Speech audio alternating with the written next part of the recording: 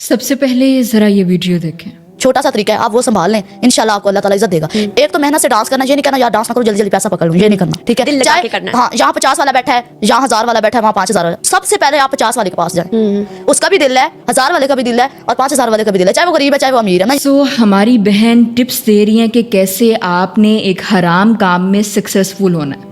یہ steps follow کریں اور پھر دیکھیں اللہ آپ کو ایک حرام کام میں کیسے عزت دیتا ہے. میری بہن آپ نے کہا کہ کوئی بھی مرد آپ کو بہن سمجھ کر پیسے نہیں دے رہا ہوتا. کوئی پیسہ دیتا وہ بہن بنا کے نہیں دیتا، سیدھی سی بات. میرا ایک معصومانہ سوال ہے کہ پھر وہ آپ کو کیا سمجھ کر پیسے دے رہا ہوتا ہے؟ بیوی؟ نہیں، دراصل وہ آپ کے ساتھ ایک حرام تعلق قائم کرنے کا خواہش مند ہے. جو آپ اپنا جسم ڈیفرنٹ اینگل سے اس کو دکھا رہی ہیں، وہ اس کے عوض آپ کو پیسے دے رہا ہے. آپ یہ مانیں کہ آپ اپنا جسم دکھا کر پیسے کماتی ہیں. آپ ایک حرام کام کر رہی ہیں، اللہ کو ناراض کرنے والا اور جہنم کی طرف لے جانے والا کام کر رہی ہیں. مانیں آپ، let's call a speed a speed. آپ ڈانسرز کی طرف سے جو کہا جاتا ہے کہ دیکھیں جی ہم تو 2 نفل پڑھ کر اپنا ڈانس شروع کرتے ہیں، یا پھر وہ ایک انکل کہہ رہے تھے کہ مجھے تو فلاں ڈانسر کا ڈانس دیکھ کر اللہ یاد آ جاتا ہے. نعوذ باللہ.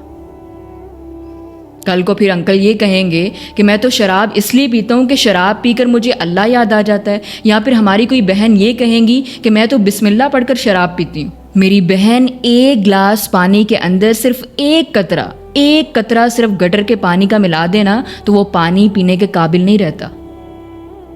تھوڑا سا حرام کیسے پورے کے پورے حلال کو بھی حرام کر دیتا ہے.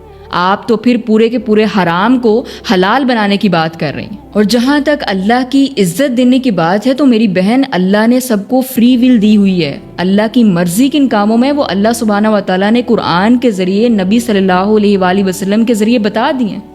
ایک کام جو حرام ہے جسے اللہ نے حرام کیا، آپ سمجھ رہی ہیں کہ اللہ اس میں آپ کو عزت دے رہا ہے. یہ جو فالوورز ہیں، یہ جو شہرت ہے، یہ جو سکسیسفل لائف ہے، یہ تو ہمارے لیے ٹیسٹ ہے.